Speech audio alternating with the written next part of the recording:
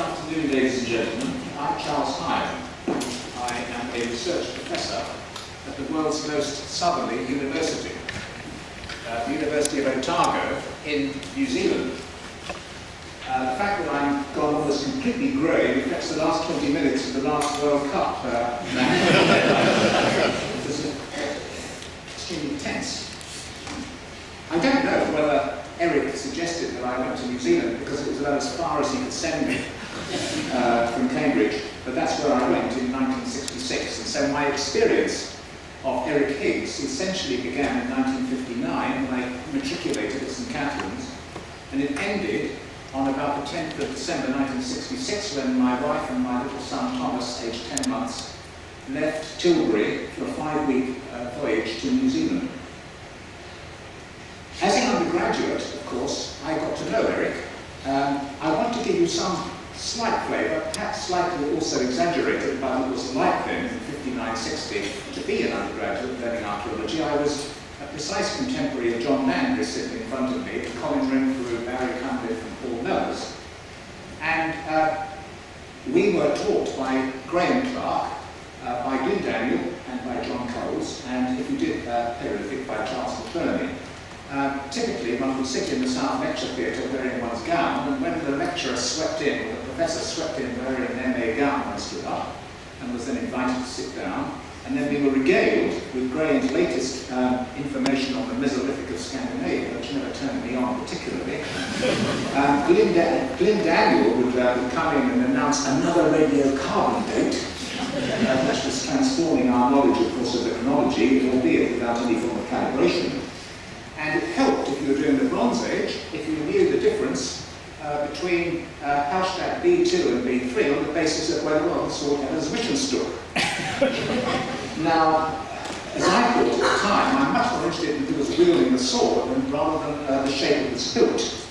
And so when I was confronted by Eric Higgs, it seemed to me like a new world. I'd come up to Cambridge having spent 2 years at the Institute of Archaeology in London and there learning Roman archaeology, and I excavated with a very distinguished professor at a Roman site. I'm not going to mention the name or a site because the point of this particular saga is that animal bones are simply thrown away. In fact, every afternoon at 4:30 at this particular site, a car was driven home by a bloke and shout out of this, "Got any old bones?" So we accumulated them and threw them at him. So to be told by Eric Higgs in one of his famous aphorisms to me, "Hi," he'd say, "I can tell you more about a prehistoric society in one bone than from a suitcase of hand axes." It certainly attracted my juvenile attention. Now, in preparing for this art session, and I have to acknowledge with grateful thanks the organisation of Pamela Jane in inviting me and in organising so well, I referred back to my 1962 diary, and I found myself saying things about Eric. And they're a revelation to me 40 or 50 years later. I'm trying to get my glasses on so I can read it. 1962, when I was in my third year, and I have to tell you that the atmosphere in 1962 in the department as an undergraduate was red hot. One first was often given, sometimes no firsts, and this was your place in the sun if you got one. And so Eric used to play you off. He used to speak to you very quietly and say, "Graham's doing very hard at Renfrew, you know. I think he's doing very well, Renfrew." Or, "Graham's going hot on Barry at the moment. Did you know how well he's doing?" And you say, "Oh God, what about me?" And so in 1962, on the 24th of January in my diary, I wrote, "I had an hour and a half with Eric Higgs identifying animal bones. He really is a marvellous man, so full of, so kind and full of sympathy." And that's what I felt about him. And he had these piercing blue eyes, and he would look at you and talk to you as if you were the only one in the world who mattered. It probably was the same impression given to every panellist and everyone else who had something to do with Eric, but he made me feel as if I was really important. And if he had a bunch of animal bones from the side, he'd say, "Hi, why don't you look at those and publish them?" Me publish something, for goodness sake. So naturally, when he said, Higham, sometimes he called me Higham, sometimes he called me Chaz. Higham, he'd say, I want you to come to Greece. And so I joined him on his first expedition to Greece to look for Neanderthal man. We left in 2 Land Rovers, and I, with David Calvo-Caresi and Rhys Jones, sat in the back of a Land Rover for a week as Eric drove us down to Greece. And in the back too, or sometimes I think in the front, was Marion, his wife, who was taken along as the cook. And there was another Land Rover as well, owned by a friend of Eric's, and so we had 2 rovers. And as I say, I have my diaries of that initial fieldwork campaign. I had with me too a movie camera and a lot of Agfa-coloured film. And I took about 3 hours of movie film of that summer in Greece, and it's lost. I wish someday it may have turned up in some dusty attic somewhere, but it's lost. Now, we drove down, as I say, to Greece. I said with Rhys Calvo, I fell in love with a girl in Maribor. We crossed the border. I was sitting in the back after 2 days sitting in the back, and she was in a uniform. She was a border guard in Yugoslavia. I shall never forget her in Maribor. And she became a speck on the horizon. And so down we went, and I have a note here. Yes, we're here to find the Neanderthals, and after 16 hours at the wheel, finally we reached Greece. And I wrote on the 8th of July, and that we arrived in Greece on the 1st of July, 62, 8th of July, just had a great evening meal. Can you imagine that? Marion was there, she gave us a great evening meal on a prize. Camped beside a lake so blue and beautiful, it was like a fairy tale. 17th July. Now in a lovely woody and green camping ground near Grevena, another super day. Eric's technique, of course, was, because he wasn't particularly mobile, was to stop if he saw. I think he must have a hidden agenda. He never discussed his fieldwork techniques with me. When I look for sites, I always ask the locals, because they live there all their lives. Eric, if he saw a Greek, would drive in the opposite direction. And so he must have had an agenda, I'm not sure what it was, but he just drove around and he'd stop when he wanted a cigarette. Or when he saw something that was likely. We were his running dogs and say, hi, go and look up there. And then, and I kid you not, he wore a very short, very brief pair of underpants. And that's all. And down the front he had his cigarettes. And he said, hi, go over. And he fished down the front. And pull out a cigarette and light it. And wait for your return. And we found all those sites that had nothing to do with the Neanderthal. And so I said on another occasion, where are we? Today has been wildly successful on 23rd, finding no less than 8 sites, but they were all too late. They were sites ready. They were not mysterious, clearly. And then the great day came.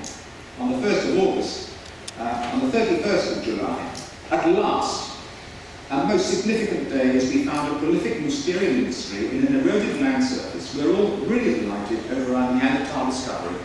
How was it found? I don't know how many people know this as a fact, but I'll tell you how we found it.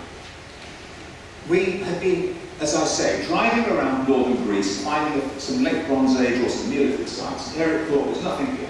We're going to Arta, he said, we're going to Arta. Hop into that. So we drove all day down to Arta. And it was quite a long way. About midday, there was the roadworks. And in the roadworks was a red light. And in the back was David Calvo-Caresi, who spoke Greek. And we stopped at the red light. If it had been green, I promise you, you guys who dug those new steering sites, you probably never have gone because you wouldn't have found the site. The light was red. And Calvo looked out at the back of the Greek roadworker and said, "Ekete skiliago." Any caves around here? Nah, said the guy. Over there. And so Calvo said, Eric, apparently there's some caves over there. Shall we stop and have a look?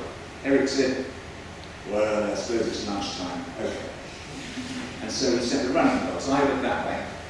And the other two, Rhys and Calvo, went that way. I came back with nothing and stood there waiting with Eric beside the rover. 5 minutes later, around the corner, came Rhys Jones with his big broad hat off, and Calvo were each wearing a seraphic grin. And they got closer and closer. And they came up to Eric, and Eric, I'll never forget the look on his face. I was watching him and looking into the And I looked down and I saw these fantastic white Mousterian artifacts. And Eric looked at them and he picked one up, studied it, put it down and said, I think we'll stay here for a bit. And that's what happened. Now, I haven't got time to tell you the aftermath. It was an incredible 48 hours, but one day I'll write it down. It's in my diary anyway. So we returned to Cambridge full of triumph. We got Neanderthal Man, and I was to do a PhD. And he became my PhD supervisor, and I became, I believe, his first PhD student. And I went to see Eric for what I would imagine would be my first supervision. And I said, Eric, yes, here I am now with a STEM scholarship. What do you think I should do? And his reply was, try Norway. So I went out and bought a Norwegian dictionary and ended up in Switzerland. And a bit in Denmark too. And I can tell you that Eric, I've got a little note here, I looked it up. Brian Fagan, who I first met in the bone room, Brian Fagan said, Higgs, he said, he forced us to think. Something few undergraduates get a chance to do. And he did, he forced you to think. And so I set off to do my PhD research, and Eric, as a PhD supervisor, gave me one supervision. And I'm not exaggerating, I had one supervision. I was pedaling home, I lived in Plantain Street too, and he was coming from the department in his Rover. We stopped out there in Tennis Court Road. I'd given him the draft of my PhD thesis. He hauled me down in his Rover, pulled down the window. Higham, he said, I've read your dissertation. Careful how you use the word random, and drove off.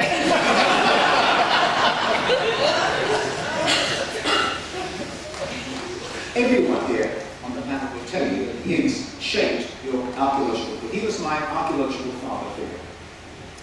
Colin had been Daniel, Barry had been Daniel as their patrons, as it were, who got Colin into Sheffield and Barry into Southampton. And off they went, and John into London. That was Graham Clark, I believe, where John went to London. But where did I go?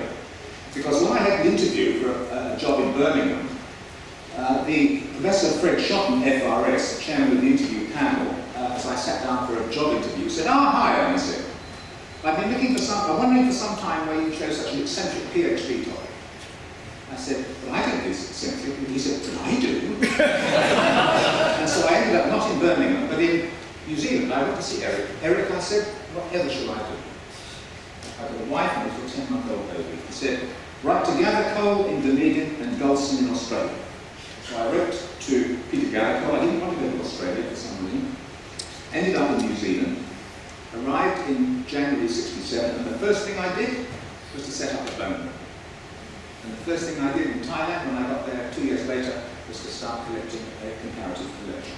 And so, in terms of the impact of Eric on me, I became, as it were, almost, I won't flatter myself and call myself a Higgs clone, but I certainly followed a lot of his lines and have been doing so, and looking back, again, through my diaries and my memories, acknowledge the extraordinary impact that luminous, charismatic, blue-eyed, gimlet-eyed man had on me and many others. Thank you.